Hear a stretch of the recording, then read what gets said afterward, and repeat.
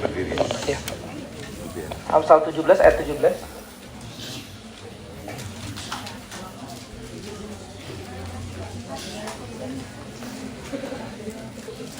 Kita baca bersama. Kita mulai baca di ayat 14 sampai ayat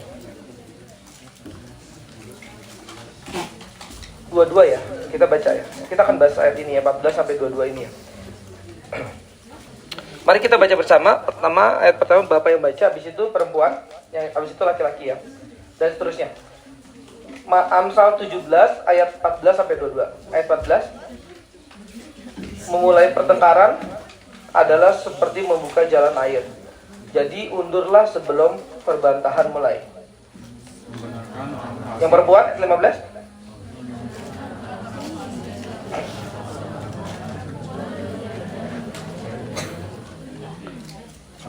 Apakah gunanya uang dari tangan orang kebal untuk membeli hikmat, sedang ia tidak berakal budi?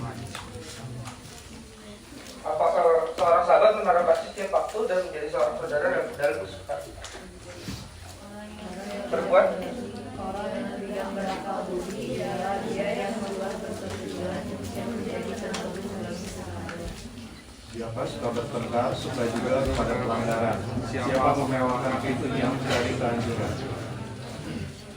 Orang yang serong hatinya tidak akan mendapat bahagia. Orang yang memutar-mutar lidahnya akan jatuh ke dalam celaka.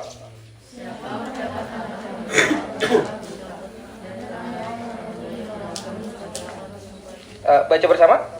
Hati yang gembira adalah obat yang manjur, tapi semangat yang patah mengerikan tolong. Kita berdoa. Ya Tuhan, kami baru saja membaca teks Alkitab yang kami nggak akan pernah mengerti tanpa Engkau memberikan belas kasihan kepada kami yang berdosa ini, kepada kami yang mengabaikan firman Tuhan, kepada kami yang tidak peduli, tapi Engkau mau tolong dan kasihi kami untuk kami dapat mengerti dan menjalankan firman ini untuk kehidupan kami, untuk kehidupan sesama kami, untuk kehidupan sahabat-sahabat kami. Demi nama Yesus, amin. Mari kita mulai ya. Ayat ini kita tadi tema kita adalah ini ya, seorang sahabat menaruh kasih setiap waktu dan menjadi seorang saudara dalam kesukaran. Kemarin Pak Andre ada bilang yang terakhir refleksinya apa ya? Tahu nggak? Masih ingat nggak refleksinya? Jadi sahabat itu apa? Ada dua yang Pak Andre kemarin terakhir banget refleksinya. Sahabat itu yang harus apa? Bukan yang harus pikirkan apa? Sahabat itu udah lupa ya? Bukan, jadi sahabat itu, jadi kalau kamu mempunyai sahabat, kamu itu harus coba pikirkan orang ini akan bawa kamu kemana dan memperjuangkan apa. Dan yang kedua, kalian sama-sama apa ya, mencintai apa. Pada ingat gak kemarin renungannya? Nah, hal itu harus kita jawab ya. Hal itu harus kita jawab, bukan kita cuma renungin terus ya udahlah bodo amat selesai gitu. Enggak, itu harus dijawab bener. Sekarang kalian harus cek gitu, refleksikan saudara, sahabat kalian itu seperti apa, sahabat kita itu seperti apa. Nah, di sini kita akan coba apa ya, belajar mengenai siapa sih sahabat, apa siapa sih yang boleh jadi sahabat kita, atau kita tuh sahabatnya harusnya seperti apa supaya lebih baik gitu ya. Seorang sahabat menaruh kasih setiap waktu dan menjadi seorang saudara dalam kesukaran. Paling gampang di sini ya, dikatakan seorang sahabat menaruh kasih setiap waktu. Jadi kalian perhatiin teman-teman kalian ya, ini beneran gak sahabat apa bukan gitu ya. Coba kalian lihat ya, ini orang punya kasih nggak setiap waktu pada saya? Maksudnya gini, bukan ketika saya lagi berhasil, ketika nilai saya lagi bagus, ketika saya lagi dipuji guru. Kalian mau dengerin ini nggak? Kalau nggak mau dengerin, Bapak juga, kita kan sama-sama ini ya, Bapak juga siapinnya sama. Jadi coba kalian perhatikan sahabat kalian, percis sahabat kalian sendiri gitu ya. Ini orang apa deketin gua apa ya ada maunya doang, atau pas saya diomelin guru, pas saya tidak disukai orang lain, apakah orang ini tetap dekat saya?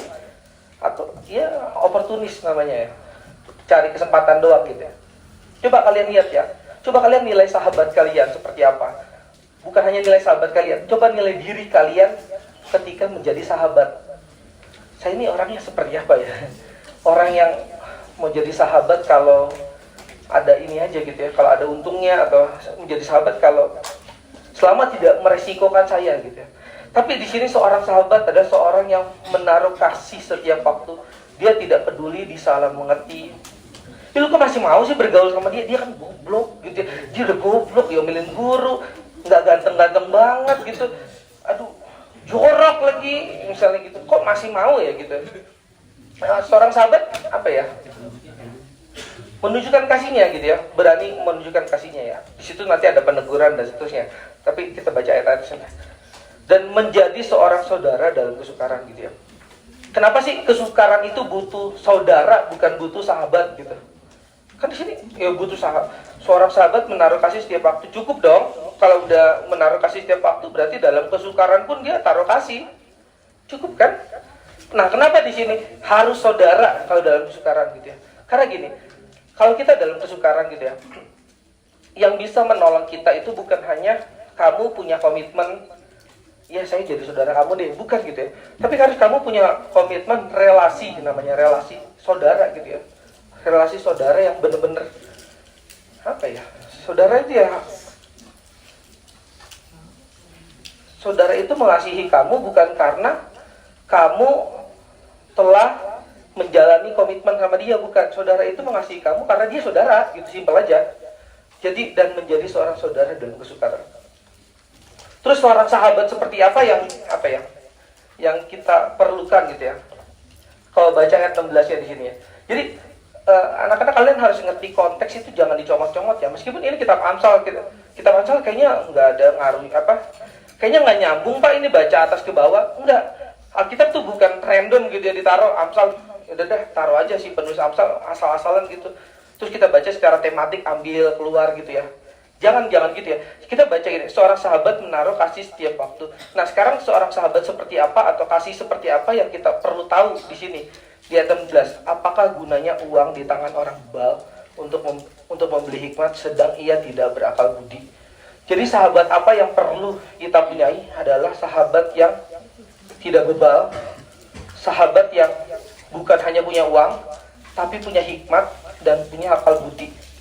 Kadang-kadang kita kalau pilih sahabat ya, kita pengennya yang sekaya sama kita deh, jangan miskin-miskin banget gitu ya. Meskipun tentu kita tidak katakan sesadis ini, tentu nggak ada lah manusia yang sesadis ini. Kamu gembel ya, saya nggak mau deh sahabatan sama kamu gitu. Nggak ada gitu ya. Tapi hati kita, dia kayaknya lumayan sederajat lah sama gue ya, kaya, bisa beli miswe setiap hari bisa gitu ya. Jadi saya sahabatan sama dia. Kalau ini beli miswe aja mikir, males sih sahabatan sama dia ya. Miswe kan cuma 10.000 di bawah nih, kita mesti mikir, males sahabatan sama dia. Tapi ini bisa terjadi ya, ini bisa terjadi pada kita. Jadi kita cari sahabat yang jangan yang sama-sama kaya, tapi carilah sahabat yang tidak bebal, punya hikmat, punya akal budi. Contoh paling sederhana, kalau punya hikmat, punya akal budi, kalau disuruh diam itu nggak bebal namanya gitu ya. Seorang sahabat menaruh kasih setiap waktu, ayat 17. Nah, seorang sahabat seperti apa atau kasih seperti apa yang perlu kita tahu? Ayat 15 kita baca. Membenarkan orang fasik dan mempersalahkan orang benar. Kedua-duanya adalah kekejian bagi Tuhan. Berarti seorang sahabat seperti apa yang kita perlu? Ada yang bisa jawab nggak? Kalau baca ayat 15 ini, dari ayat 15 ini kita tarik, dari ayat 17 ini kan kita baca konteksnya kan. Kalau ayat 15 apa? Kalau tadi ayat 16, sahabat yang ini ya, tidak bebal, punya hikmat, berakal budi. Kalau ayat 15, saya tahu gak?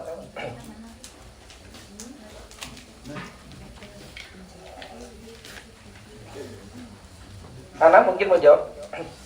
Nggak tahu. Jadi kalau ayat 15, sahabat yang fair. Nih, di ayat 15 kan membenarkan orang fasik dan mempersalahkan orang benar. Sahabat yang kita perlu adalah sahabat yang fair. Ketika kamu salah, dia katakan kamu salah. Ketika kamu benar, dia apresiasi kamu. Bukan ketika kamu benar, dia ketawa-tawa doang, nggak ada apresiasi apa-apa. Tapi ketika kamu salah, kamu dituduh. Kamu tuh salah, kamu ini. Itu sahabat yang sangat tidak baik gitu ya. Termasuk kita sendiri kalau jadi sahabat orang lain, kalau begitu itu sahabat yang tidak baik. Ketika orang itu benar, kita tidak apresiasi. Ketika orang itu mendapatkan pujian, kita harusnya mendapatkan pujian, kita tidak apresiasi. Tapi ketika dia salah, kita tuding. Atau kebalikannya, lawan kebalikan. Ketika orang itu salah, kita takut deh, negur, janganlah, dia kan sahabat saya gitu ya, jangan. Tapi ketika dia mendapatkan yang baik gitu ya, kita puji gitu ya. Itu sahabat yang nonsens sama sahabat yang ngomong kosong, karena dia tidak memperlakukan kamu sebagaimana harusnya. Kamu harus diperlakukan adil, sebagaimana sahabat kamu sendiri harus diperlakukan adil. Jadi cari sekarang sahabat yang bukan hanya bisa mengasihi, tapi bisa membuat adil. Sama dia kamu tenang, karena mulutnya nggak double talk kalau kata Pak Yadi. Double talk tuh gini, kamu ngomong di sini, yang di hati juga ngomong. Bukan, jadi kita tuh sering gini ya, ngomong di sini, di hati juga ngomong. Ya, kalau orang bilang beda di mulut, beda di hati gitu ya. Oh, Egbert sebenarnya, misalnya contoh. Kalau Egbert misal tanya, gue tuh gimana sih, gue kira-kira akan naik kelas apa enggak sih? Oh, naik lah, Bert. Gak mungkin dia, SKC gak naik kelas, Bert, gitu ya. Dia nggak lihat keadaan Egbert sesungguhnya gitu ya. Bapak nggak bilang dia nggak akan naik kelas ya, bukan. Maksudnya dia nggak menyatakan dengan fair gitu ya. Sahabat harusnya bisa menyatakan dengan fair, ini kamu salah, ini kamu betul. Ini kamu, saya jujur sama kamu ya, meskipun saya sahabat kamu, kamu mungkin bisa nggak naik kelas dengan cara tingkah laku kamu begini. Ada yang mau diomongkan? Silakan. Maju ke depan kalau ada yang mau diomongkan. Terus lanjut dikit lagi ya. Jadi kita harus punya sahabat yang adil, bukan hanya mengasihi, punya sahabat yang punya hikmat dan akal budi, bukan orang bebal. Kita lanjut ke bawah ya. Orang yang tidak berakal budi ialah yang membuat persetujuan yang menjadi penanggung bagi sesamanya. Siapa suka bertengkar, suka juga pelanggaran. Siapa memewakan pintunya, mencari kehancuran. Jadi di sini dikatakan orang yang tidak berakal budi ialah yang membuat persetujuan yang menjadi penanggung bagi sesamanya. Siapa suka bertengkar, suka juga pelanggaran. Siapa memewakan pintu, mencari kehancuran. Orang yang serong hatinya tidak akan mendapat bahagia. Orang yang memutar-mutar lidahnya akan jatuh dalam celaka. Orang yang serong hatinya tidak akan mendapat bahagia. Itu termasuk orang yang nggak punya sahabat yang fair, gitu ya, serong hatinya, yang memutar-mutar lidahnya akan jatuh dalam celaka. Jadi kalau kamu punya sahabat yang nggak fair, secara ngomong dia nggak fair, kamu bukan hanya nggak bahagia, kamu bisa celaka. Karena sahabat begitu nggak ada gunanya. Itu cuman kalau ada penafsir John Calvin namanya, itu namanya perkumpulan kemunafikan gitu ya. Kamu kumpul, ini SMP ya, kumpul kelas 3 bubar semua. Karena bukan sahabat. Kelas 3 selesai bubar semua. Karena bukan sahabat, nggak pernah jadi sahabat, nggak pernah ada relasi. Kalian kemarin dengar yang kelompok 7 katakan kan ada ini ya, dia SMA nanti ada pergi dan seterusnya. Kan kalian kelas 3 banyak nih, SMA ada pergi dan seterusnya. Terus terakhir kan dikatakan ya bahwa manusia itu silih berganti ya. Manusia itu boleh digantikan. Kita itu boleh digantikan. Kita ini semua di sini ya, di kejauhan, di ketinggian berapa lah ini gitu ya, gedung ini runtuh gitu ya, dan kita mati semua di sini ya. Itu mungkin nggak terlalu banyak yang peduli juga gitu ya. Kita boleh digantikan, tapi arti persahabatan ya, arti teman gitu ya, arti kasih mengasihi, arti keadilan dan seterusnya itu nggak pernah tergantikan. Itu kekal. Jadi carilah sahabat yang mulutnya nggak bercabang ya. Carilah sahabat yang hatinya nggak serong. Siapa mendapat anak yang bebal, mendapat duka, dan ayah orang bodoh tidak akan bersuka cita. Siapa mendapat, jadi kamu dapat sahabat yang bebal, kamu dapat duka, dan kamu mendapat teman yang bodoh, kamu gak akan bersuka cita gitu ya. Terus di sini ayat terakhir. Ini ayat ini ayat yang sering mungkin ya digumulkan, tapi terlepas dari konteks gitu ya. Hati yang gembira adalah obat yang manjur, tetapi semangat yang patah mengeringkan tulang. Jadi kalau kamu lagi sakit, ada misalnya pendeta atau Siapalah itu? Semangat dong. Hati yang gembira adalah obat yang manjur. Kamu jangan minum Panadol, tapi minumlah hati yang gembira. Cobain, punyalah hati yang gembira, yang manjur. Tapi jangan, supaya kamu sembuh gitu ya. Tapi di sini ayatnya sebenarnya konteksnya bukan soal ini ya, minum obat terus nggak minum obat, bukan ya. Kalau kita mau konteks gumulkan dengan konteks kalau sedang tema sekarang gitu ya, hati yang gembira adalah obat yang manjur, tetapi semangat yang patah mengeringkan tulang. Nah, gimana caranya orang bisa hatinya gembira? Kenapa? Ya, betul. Orang punya hati yang gembira karena dia punya sahabat. Sahabat yang gak bebal, sahabat yang adil, sahabat yang mengasihi dia. Jadi orang gembira itu gak ujuk-ujuk gitu. Lagi sedih, murung, yuk gembira yuk, gak bisa. Kamu punya sahabat lah di sini. Makanya di sini retret ya kita camping lah, bukan retret. Camping gitu ya. Ya sehari ini 2 hari kamu coba bergaul sama teman. Untungnya ya kan kita nggak dapat handphone, nggak dikasih handphone kan, untungnya kalian bisa ngobrol gitu ya. Coba cari sahabat. Pak, hidup saya kayaknya agak murung nih belakangan ini. Pak, hidup saya kayaknya kurang kurang bergairah ini gitu. Coba cari sahabat. Sahabat itu yang akan membuat kamu ya gembira salah satunya. Jadi jangan karena kamu pernah punya sahabat yang brengsek gitu ya, atau karena kamu pernah punya sahabat yang manfaatin kamu doang, kamu jadi trauma dan seterusnya. Kalau semua manusia sama aja gitu. Enggak gitu. Ada kok sahabat yang serius gitu, ada sahabat yang mau mengasihi kamu, tapi mungkin kamu tertutup gitu. Ya mungkin kamu anggap enggak lah, dia bukan sahabat saya, atau nanti saya dimanfaatin lagi. Saya udah pernah habis-habisan buat sahabat gitu ya, punya sahabat tapi ini lagi gitu, dimanfaatin gitu. Jangan gitu ya. Kegembiraan muncul dari persahabatan yang sejati ya. Kegembiraan muncul dari kamu punya sahabat. Sahabat yang gak bebal, sahabat yang punya akal budi, sahabat yang punya hikmat, sahabat yang bisa berkata jujur ketika kamu dalam keadaan jelek sekalipun dia akan mengatakan itu. Dengan kasih tentunya ya, bukan dengan menuding gitu ya. Itu sahabat. Kita harus punya sahabat seperti itu, dan kita juga harus menjadi sahabat yang seperti itu.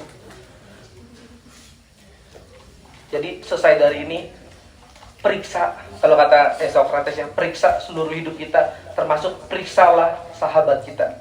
Kita berdoa. Ya Tuhan, Kau sendiri telah menjadi sahabat kami. Kau menjadi contoh bagi kami semua untuk kami bisa menjadi sahabat yang baik, sahabat yang bisa berkata jujur bahwa kami berdosa, tapi juga sahabat yang menebus kami, sahabat yang memberikan kasih kepada kami.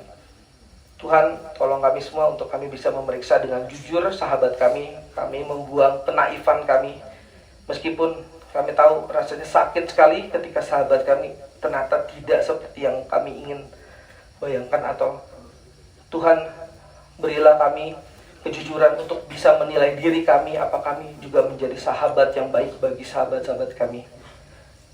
Ubahkan kami semua agar kami bisa menjadi sahabat yang baik, seperti Engkau menjadi sahabat yang begitu baik bagi kami semua. Demi nama Yesus, amin. Thank you.